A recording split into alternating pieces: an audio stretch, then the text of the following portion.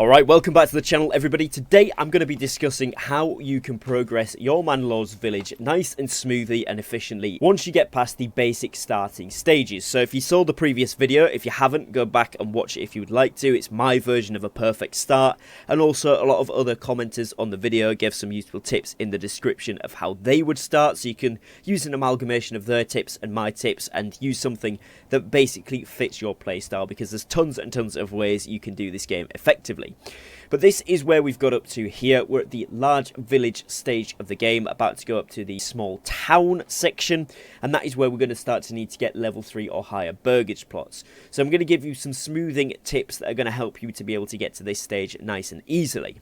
Now, the first thing you will notice from the last time is we're significantly bigger in terms of size of the village. We've got a lot more burgage plots, which is a necessity. With that is going to come fuel and food consumption. So we want to get 3 of the burgage plots here, and I had done this in a step-by-step guide, but for some reason the camera was really zoomed in on the footage, and so it was only showing you a quarter of the screen. So I'm going to instead give you guys kind of an overview of what I've done.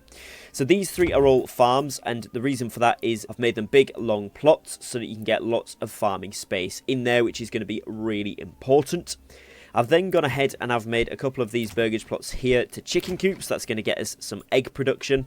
And I've also made one of these into a goat shed. Now, generally, I don't recommend building a goat shed. They're not that useful, but in the footage that didn't actually work properly, the bandits stole our leather about 6 or 7 times, and we ended up losing all of it. So we didn't have too much supply from the wild animals. As you can see there, we're down to 4, which is really not that great. And this hunting camp here wasn't giving us too much leather, so I've actually put in that goat shed in order to be able to get the clothing stole supply. So if, like me, you get unlucky with the bandits or you haven't got many animals nearby, a goat shed is good for getting those leather hides up, and that of course gives us 20 leather, and that was enough to get us up to the level 2 requirement to upgrade these burgage plots.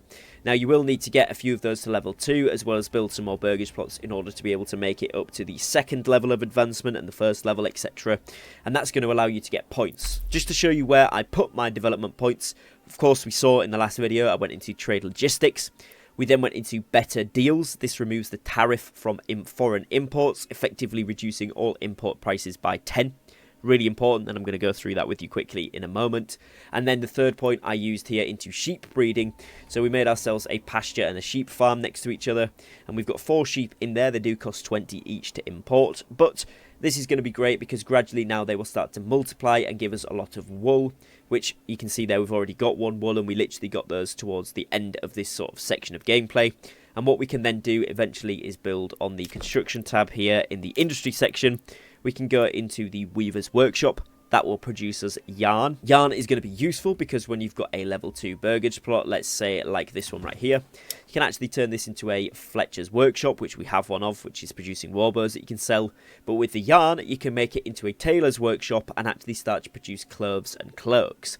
Now, this is going to be really, really good because it's going to fulfill the requirements for a level 3 burgage plot, which is a 2nd version of the clothing stall, which if you hover over that, it says clothes, cloaks, or shoes. So cloaks from the yarn there is going to be great. And also then you can see here at least 3 types of food supplied in the marketplace.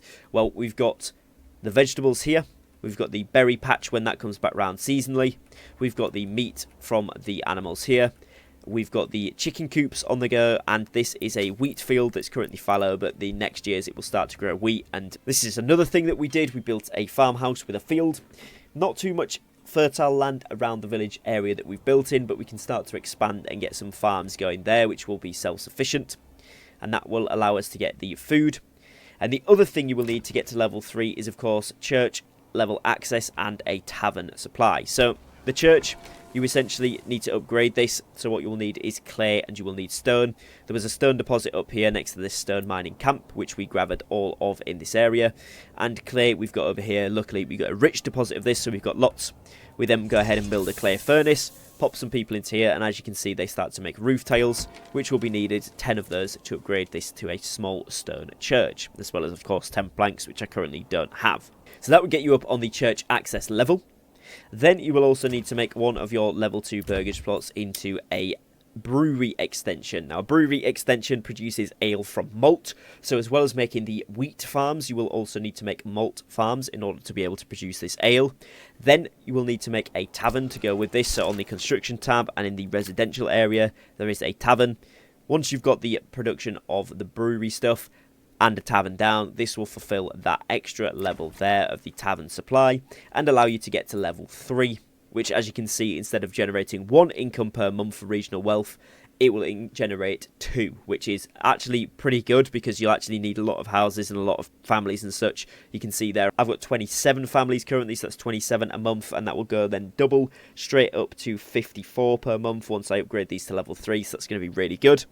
And it also adds living space for 1 extra family and 2 families for plots with living expansion, which most of these, if you've been following along with any sort of tips and tricks, gameplay type stuff, you always want to build them with the ability to have that extension outhouse, so then you'll have 2 extra slots per one at level 3. Again, though, you are going to need the clay tiles as well as planks to be able to do this, so keeping on top of the wood and getting the clay furnace up early doors is going to be very crucial. Quick thing on the imports and exports in terms of the army. Of course, you will be getting attacked by the bandits in a certain amount of time. We've split into 2 things here. So we actually have enough spear militia, so we need 36. You can see we've got 27 there, and if we hover over this, we've got 9 shields and 9 spears clear and free. So we could actually get full 36 on that, but once you create a second unit, it evenly spreads your people between the 2. And because we've got a production of warbows going in our fletching area here, the Fletcher's shop, it's split that. So the only thing we're actually lacking on there is physical amounts of villagers to fill up those slots. You can see we need 72 total for 236 squads, and right now we're on 81, but they haven't fully moved in and equipped themselves, so that should get up to a good point where we can use those guys in battle, and that's preparing us with about 150 days still to go on that bandit encounter, which is really useful. Also with this, you'll notice that the Fletcher's shop produces warbows at a very exponential rate, most of which you won't need. As you can see, we've got 30 spare, and currently we've got 27 people with it, which does mean we only need another 9 in order to complete this unit.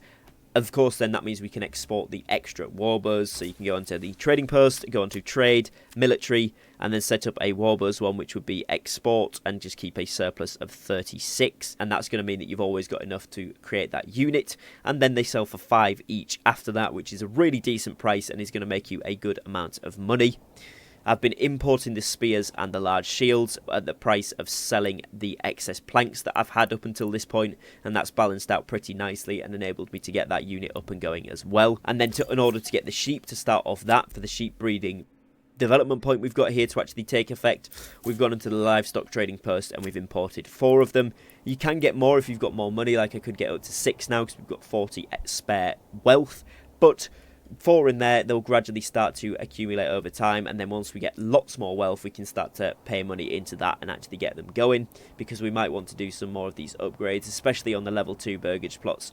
We want to start to upgrade these, like I said, into the tailors' workshops, into armourers' workshops, breweries, joiners, blacksmiths, bakeries, all of this stuff to be able to get the village nice and self-sufficient. So that's where you're going to be at. So that is basically the in and out quick tips and tricks that you're going to need in order to get yourself pretty much all the way up to this large village and very well on your way to the small town milestone of settlement development. What I usually go for in my 4th point, if I'm really struggling for food, you could go for orchardry. You could also go for any of these ones here, so the trapping, the forest management, or the beekeeping. Those will all increase food yield. You can, of course, go for heavy plough. You can go down into this one to get basic armour making, which is pretty cool. It will allow you to make helmets, and that's going to be something that you can either use or sell, and it also unlocks the advanced armor making, which enables you blacksmiths to craft mail armor, which can be used to equip citizens of burgage plot level 3 and above, or promoting you new retinue, which of course once you've built your manor, that's what the retinue are for. After unlocking advanced armor making and master armor making, it enables the production of mail armor and plate armor. So again, you can actually go down to master armor working. It's one of the only tier 3 developments in the game, if not the only one, I think, right now. Yeah, the only one. So you can make plate armor, which can be used to upgrade the retinue, which can make these troops very, very good. So you can go down that route if you want to. You can also go down the charcoal burning route if you're finding it particularly difficult with the fuel aspect of it. If you needed more fuel, firewood gets converted into 2 charcoal, making refueling twice as efficient. and it will also mean that you don't need as many families working on that, so that can be a really nice upgrade. Also leads on to deep mining, which enables building to extract resources indefinitely if placed over a rich deposit. So again, for me in this particular area, this is really good because it means I can get an indefinite amount of iron and clay and start to export a lot of that to get a very, very large amount of regional wealth here. It doesn't matter that I then don't have stone, because I can simply go over to the trading post, go onto the trade and start to import stone, which is only going to cost me 1 per. And if I start to export things like the iron and the clay, if we look down here, iron ore is going for 3 each. Clay is going for 1 each, iron slabs, they're going for 4 each, and the roof tiles are selling for 8 each. So we can actually start to make a very, very good amount of regional wealth off the back of that, which is really nice. So that could be something I would look into. But if you need food, obviously look at those ones. And of course, if you want to go into making this sort of a farming area more than anything, depending where you've set up your village and what the fertility of the ground's looking like. Mine is pretty rough, to be honest. If I go in here, you can see maybe a little bit of a green area where I've got my field over right now. But other than that, it's pretty rough. Whereas if I'd gone into one of these zones, as you can see here, this is pretty much all green. So this will be a perfect one to take over next and make into a farming zone, so I can transport them between the two.